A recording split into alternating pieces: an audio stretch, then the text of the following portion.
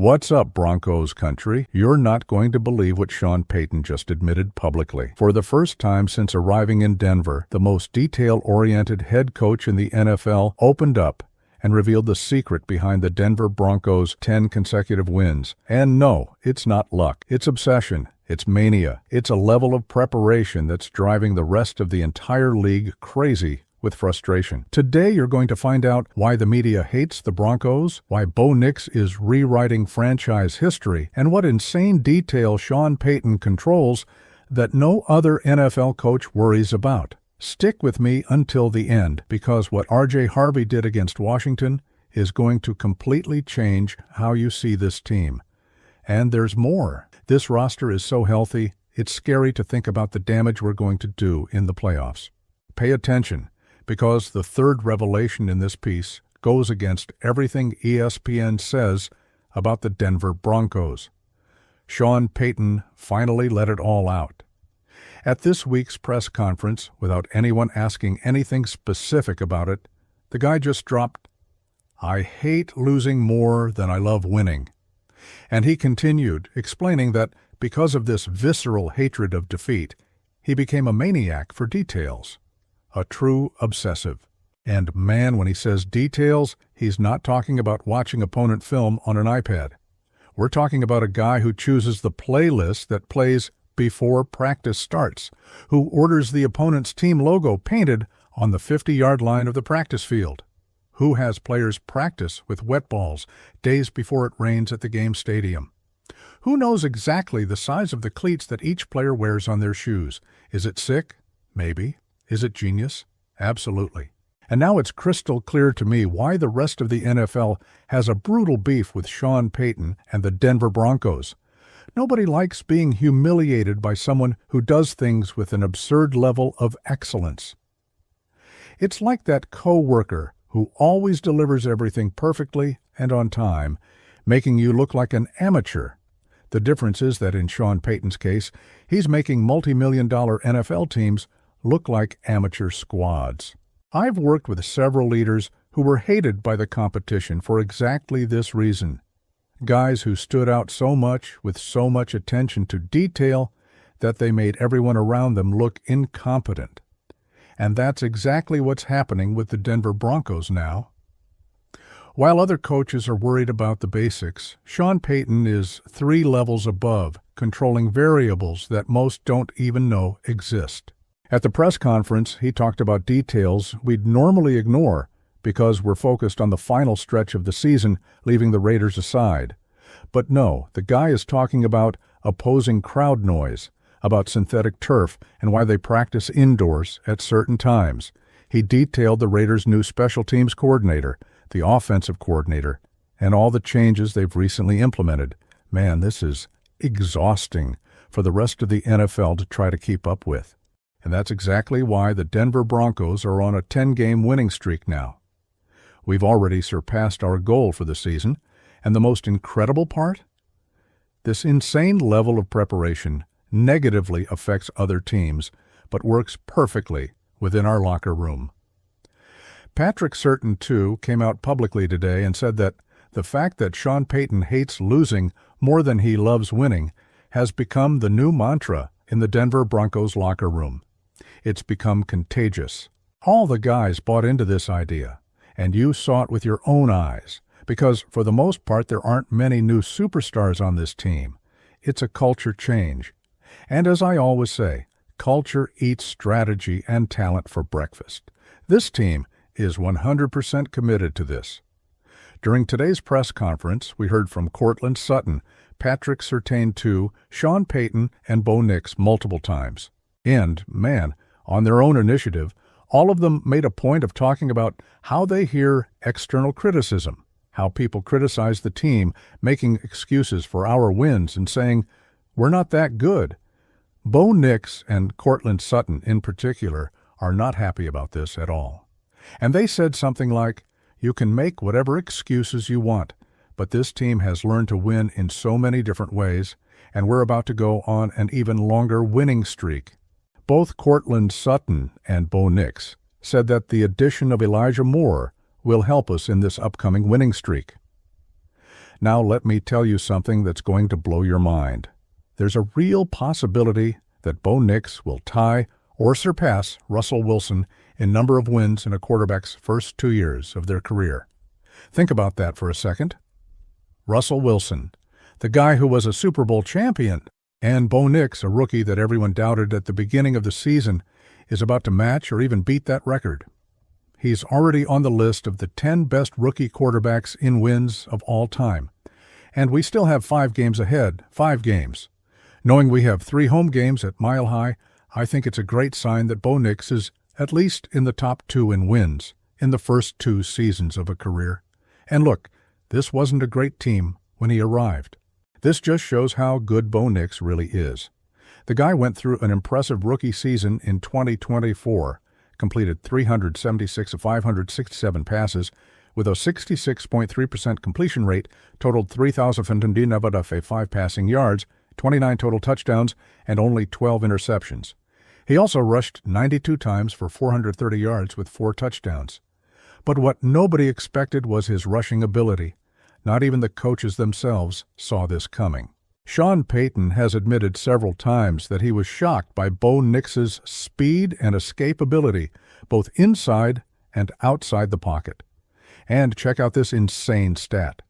Bo Nix was sacked only 24 times last season, and none of those sacks happened inside the Broncos' 20-yard line. None. 0. Now in the 2025 season, Bo Nix is maintaining a consistent level. He's already accumulated 2,542 passing yards, 19 touchdowns, and led the team to a 10-2 record. Sure, there was that ugly game against the Commanders where he threw 2 interceptions, but man, he also threw for 321 yards and led the team to victory in overtime. That's what I'm talking about. This kid finds ways to win. And there's one thing Bo Nix did that made NFL history. He became the first player in league history to rush for 2 touchdowns and throw for 2 more in the same fourth quarter. This happened in the epic comeback win against the Giants when we were down 19-0 and turned the game around with 33 points in the final quarter. 33 points in the final quarter after not scoring in the first 3. Now tell me, do you still doubt that Bo Nix is the future of this franchise? Hold on a second, because what I'm going to tell you about R.J. Harvey is going to completely change your perspective on the Broncos offense. But first, if you're enjoying this content and want to stay on top of all the in-depth analysis about the Denver Broncos, subscribe to the channel and leave a like. Seriously, this helps the algorithm tremendously to get this content to more Broncos country fans. And tell me in the comments, do you think the Broncos will make it to the Super Bowl this year? I want to see your honest opinion. Now let's talk about a guy who's about to become a bomb in the Broncos offense, R.J. Harvey. And look, according to Sean Payton, we haven't even come close to seeing his maximum potential yet. There's a saying that goes, "Man, you ain't seen nothing yet." And when you analyze the situation now, even having selected R.J. Harvey 54 positions after Ashton Jeanty in the draft, he has as many touchdowns as a rookie as Ashton Jeanty, but with 119 fewer touches. Let that sink in for a second. 119 fewer touches, and the same number of touchdowns. A lot of people were clamoring for the Broncos to trade up in the draft and select Ashton Jeanty, and I can't help but compare Ashton Jeanty and R.J. Harvey, since we're approaching a game where we'll have a chance to face Jeanty with the Raiders. And man, the numbers don't lie. Jeanty has the lowest yards per rush and per catch average of any first-round draft pick since 2000. On the other hand, we have R.J. Harvey exploding. The big criticism of Harvey at the beginning of the season was that he couldn't run up the middle. And I loved that beautiful run up the middle for the touchdown against the Commanders. All his plays running inside, doing exactly what all the national media said he couldn't do. He's doing it at an incredibly high level. Sean Payton talked at the press conference about how there are several innovative ways to continue giving the ball to R.J. Harvey. And again, I don't think we've seen his maximum potential yet. I think we'll see the Broncos using the pistol formation much more frequently throughout the season and in the playoffs.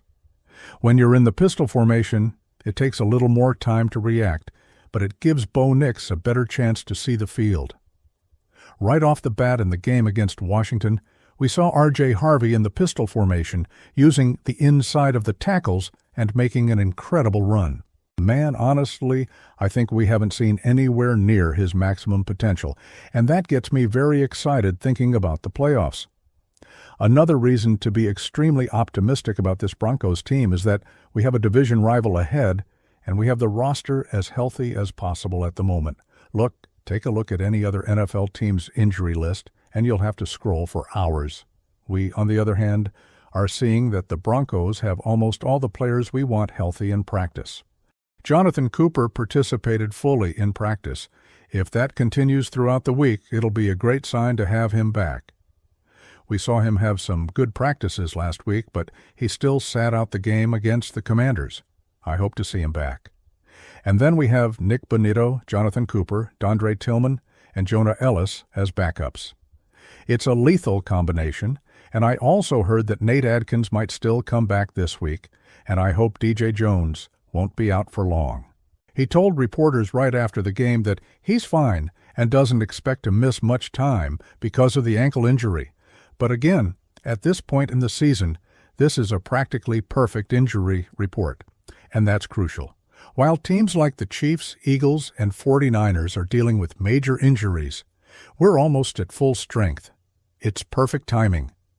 Now let me tell you about a move that could be the final piece of the puzzle. Elijah Moore.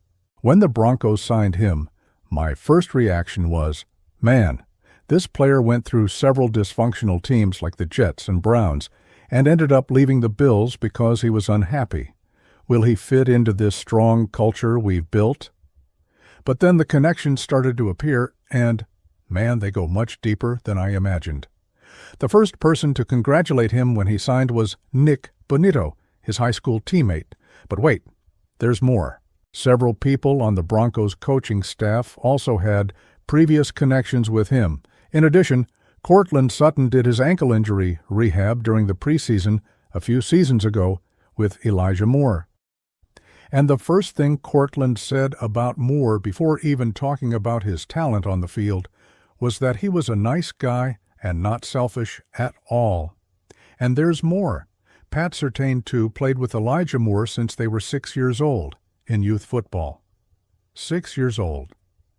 They've been friends for almost 2 decades. So, seeing that he has so many deep connections with the roster, I don't expect him to be one of those players who stands out immediately, but all these guys have already endorsed him, and I think that's great. Both Courtland Sutton and Bo Nix said that Elijah Moore will help us in this winning streak that's coming.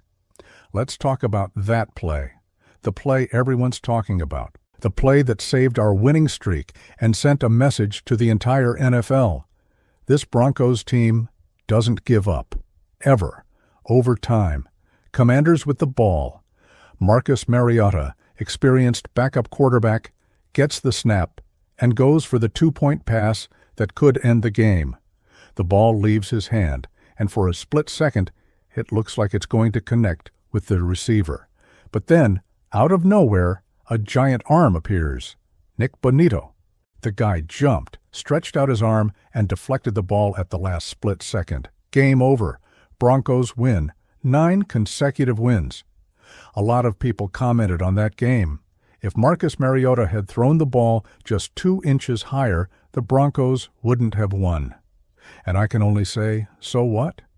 There were 1,000 things in that game that were just as fortunate for the Washington Commanders as the fact that Mariota missed that pass. Actually, he didn't miss. Bonitto simply made an incredible play. And look, in that game, the match could have ended much earlier. Baron Browning had a perfect read for an interception that would have completely changed the game. Patrick Surtain, too, said he'll keep getting passes like that throughout the season. It's football. It's about making plays when it matters. Nick Bonitto is having a spectacular season. He's one of the most disruptive linebackers in the NFL now, and his chemistry with the Broncos defense is on another level. The addition of Dre Greenlaw has also strengthened this group even more. It's a defense that's playing with confidence, aggression, and, above all, intelligence. Now let's talk about something that doesn't get the attention it deserves, the Broncos' offensive line. Sean Payton and George Payton understood something fundamental from the beginning. If you want to develop a young quarterback, you need to protect him. And man, they invested heavily in that. Luke Wattenberg just signed a 4-year contract extension worth $48 million with $27 million guaranteed. Quinn Miners signed a 4-year contract for $80 million. Garrett Bullis received an $82 million extension. All 5 offensive line starters are under contract at least through the 2026 season, and all are ranked among the top 11 at their positions in average annual value. This is not an accident. It's strategy. It's investment in the future. And the results are showing. Bo Nix was sacked only 24 times last season, and none of those sacks happened inside the 20-yard line. The Broncos' offensive line is among the best in the league in pass protection, and that's fundamental for Bo Nix's development. Wattenberg, in particular, is an incredible story. He was picked in the 5th round of the 2022 draft, and when he got into action as a rookie, he was unprepared and overwhelmed by quality defensive linemen. But the guy worked, gained strength, earned Sean Payton's trust, and is now one of the best young centers in the NFL. His behind-the-scenes development, according to Payton, is part of the reason the Broncos let Lloyd Cushenberry leave via free agency after the 2023 season. Let's be honest, the Denver Broncos defense is scary. Pat Surtain, too, is a candidate for Defensive Player of the Year. Nick Bonitto is making decisive plays week after week. Jonathan Cooper and Zach Allen are dominating the lines. And now we have additions like Dre Greenlaw and Talanoa Hufanga, bringing Super Bowl experience and winning mentality. The Broncos' defense is ranked among the best in the NFL in several categories. We're stopping the run. We're pressuring the quarterback. We're creating turnovers. And above all, we're making plays in the most important moments of games. Against the Commanders, it was Nick Bonitto with that deflection in overtime. Against the Chiefs, it was the defense holding Patrick Mahomes at critical moments. Against the Ravens, it was Pat Surtain, too, practically eliminating receiver routes. This defense is playing, and there is an important detail. Vance Joseph, the defensive coordinator, is doing an exceptional job. He's putting players in the right positions. He's adjusting the scheme game by game, and he's keeping everyone focused. The defensive chemistry is palpable. So that's it, Broncos country. The Denver Broncos aren't just winning games. We're building a dynasty. Sean Payton is the right coach. Bo Nix is the right quarterback. George Payton is making the right choices in the draft and free agency.